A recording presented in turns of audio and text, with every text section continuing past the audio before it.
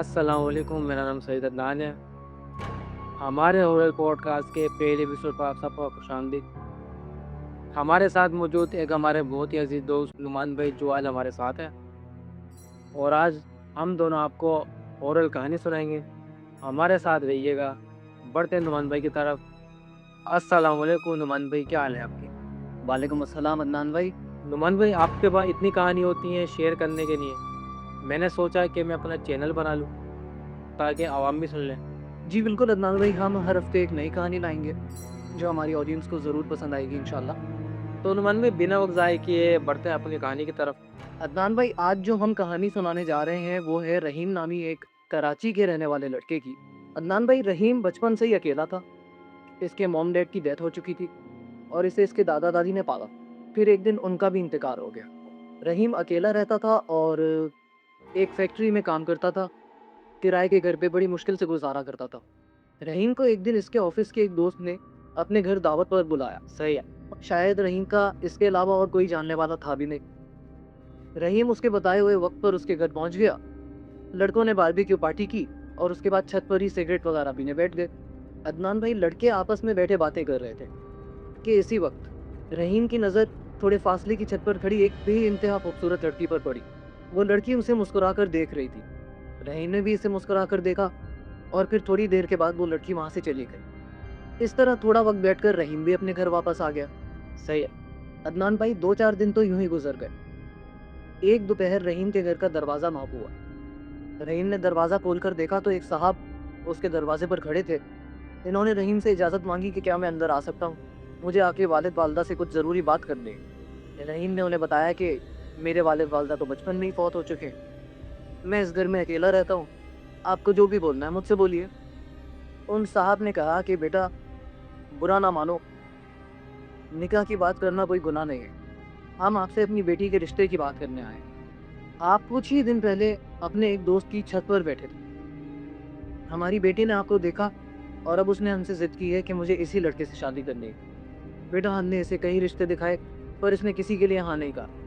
अब उसने हमसे ये ख्वाहिश जाहिर की है तो लड़की की मर्जी भी उससे पूछना इस्लाम में ज़रूरी होता है। रहीम बड़ा हैरान हुआ कि यार, दिखने में भी अच्छे लग रहे हैं पैसे वाले और इतनी बड़ी गाड़ी में भी आए हैं।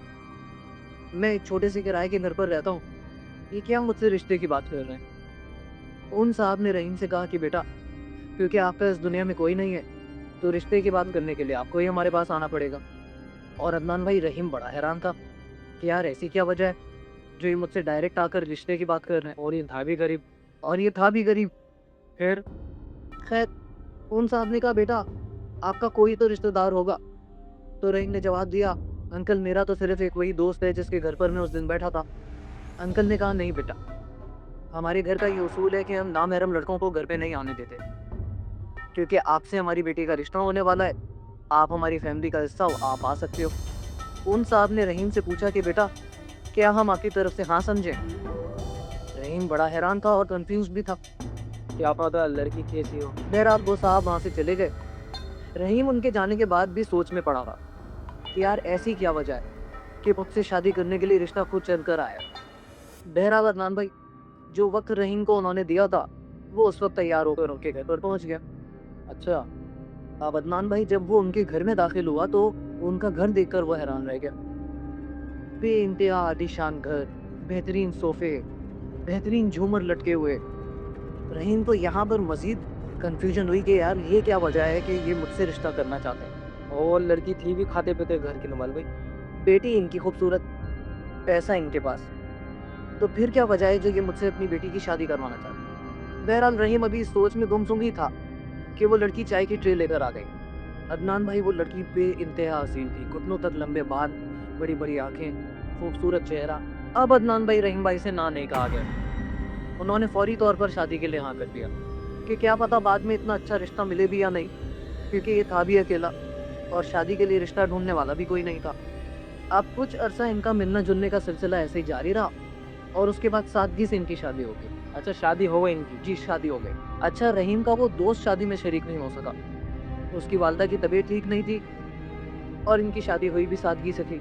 बिल्कुल एक करीबी मस्जिद में उनका निकाह हुआ और जहेज भी बिना मांगे उसके बाप ने बहुत सारा दे दिया। सही।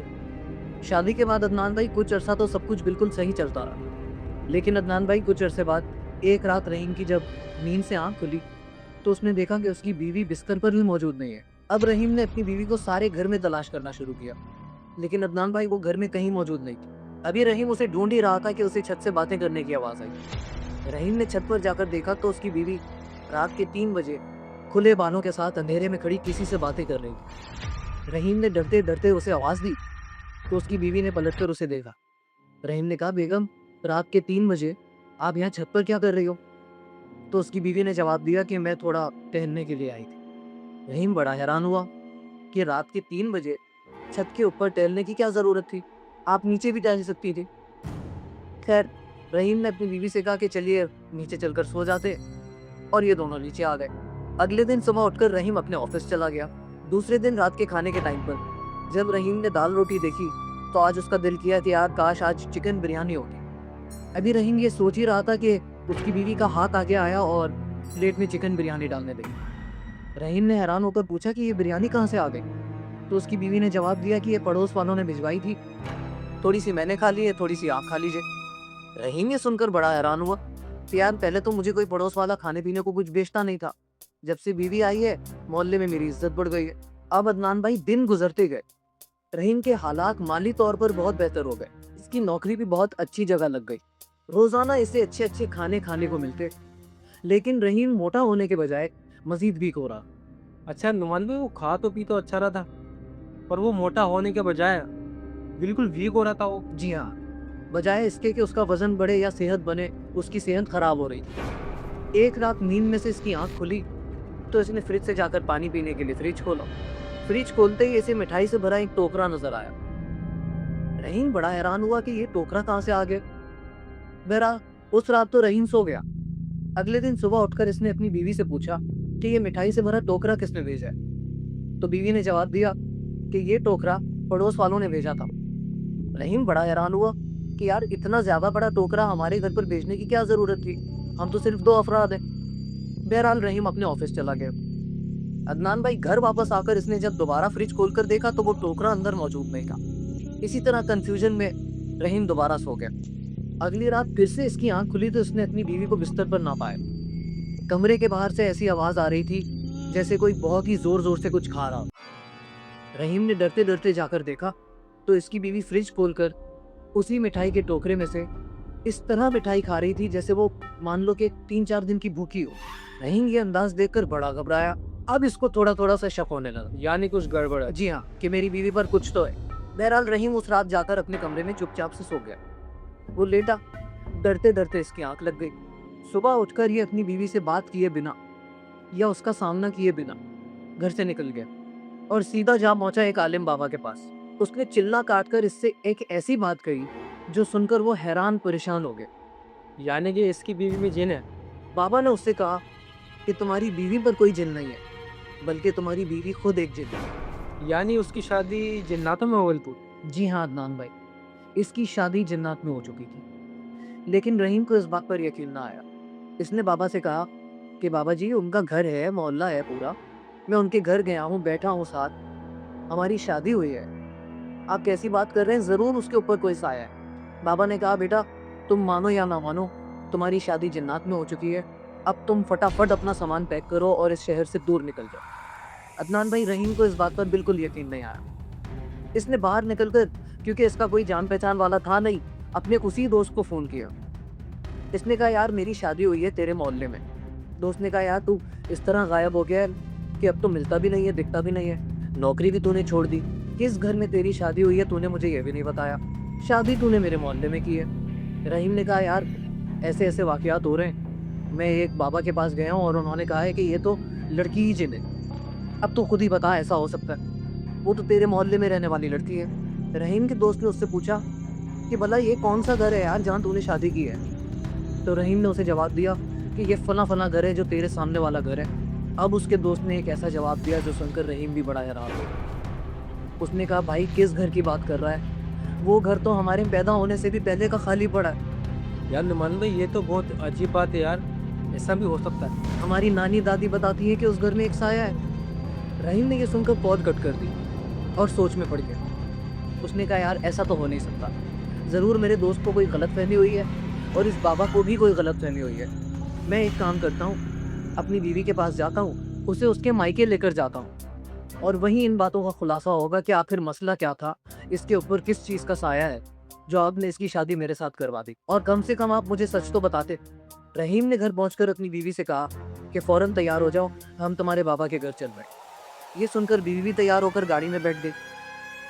अदनान भाई ये अपनी बीवी को लेकर उसी घर के सामने पहुंचा और जैसे ही इसकी गाड़ी वहां रुकी तो देखता क्या है कि जिस घर में ये बैठा था, जहां इसने खाया पिया था, जो घर खुला हुआ था, वहां एक बहुत बड़ा ताला लगा। रहीम ने घर के करीब जाकर खिड़की से अंदर झांका तो अदनान भाई जिस सोफे पर बैठकर इसने अपने रिश्ते की बात की थी, अब वो सोफा मनोमन मिट्टी से भरा हुआ था। उस घर के अंदर जाले ही जाले लगे थे। जिस झूमर को देखकर रहीम ने इनके पैसे की वाहवाही की थी, उस पर जाले ही जाले लगे थे। ओह! अदनान भाई रहीम अभी ये मंजर देखकर हैरान ही था कि इसने पलटकर अपनी बीवी की तरफ देखा तो अदनान भाई गाड़ी में कोई मौजूद नहीं था। उसी रात रहीम ने अपना सामान पैक किया और उस शहर से जितना ज्यादा दूर जा सकता था चला गया। अब रहीम कहाँ है कोई नहीं जानता। जी नुमान भाई, मुझे तो आपकी कहानी बहुत पसंद आई। हो सकता है हमारे ऑडियंस को भी पसंद आई हो। तो जी दोस्तों, अगर आपको हमारी कहानी अच्छी लगी हो तो हमें कमेंट में ज़रूर बताइए। मिलते हैं अगले हफ्ते एक न्यू कहानी के साथ। अपना ख्याल रखें। अल्लाह हाफ़िज़।